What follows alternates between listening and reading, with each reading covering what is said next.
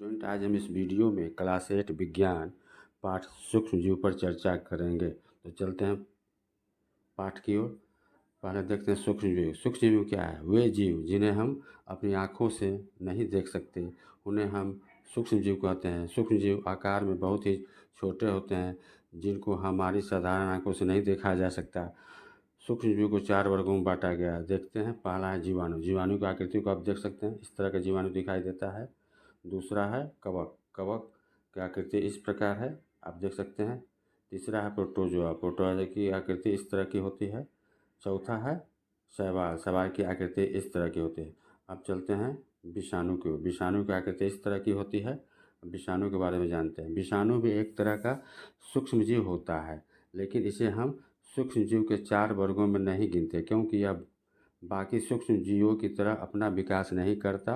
विषाणु किसी जीवित प्राणी के शरीर में जाकर ही अपना विकास कर पाता है। अगर यह शरीर से बाहर निकाल दिया जाता है तो यह वायरस मर जाता है। उदाहरण के रूप में कोरोना वायरस, इस वायरस से बहुत बड़ी आबादी प्रभावित हुई थी। सूक्ष्म जीव हमारे मित्र के रूप में चलते हैं, देखते हैं मित्र के रूप में क्या क्या है इनका काम। सूक्ष्म जीव दूध से दही बनाने में काम आते हैं।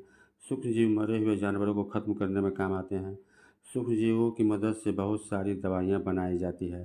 सूक्ष्म जीवों की मदद से चीनी से शराब बनाई जाती है।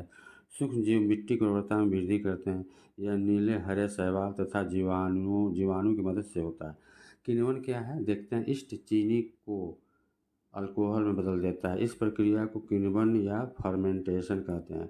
एंटीबायोटिक क्या है? ये वह औषधि जो बीमारी पैदा करने वाले सूक्ष्म जीवों को नष्ट कर देती है या उनकी वृद्धि को रोक देती है, उसको हम एंटीबायोटिक कहते हैं। एंटीबायोटिक भी सूक्ष्म जीवों के ही बने होते हैं। आगे देखते हैं।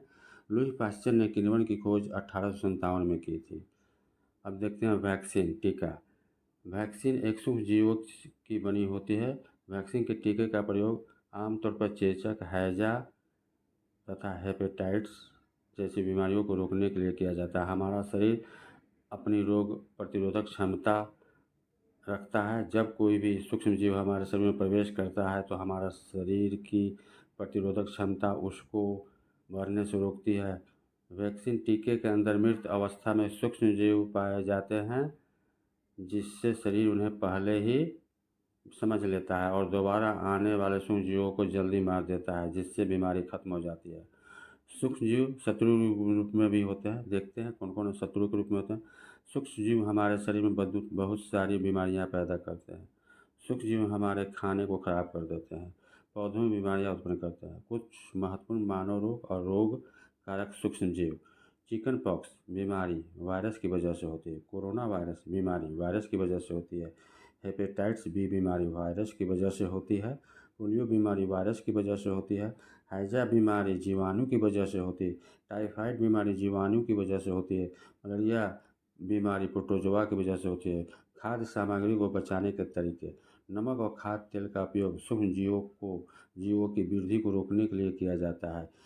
हम इसे अचार बनाने में इस्तेमाल करते हैं। नमक भोजन को लंबे समय तक सूक्ष्म जीवों के प्रभाव से सुरक्षित रखता है।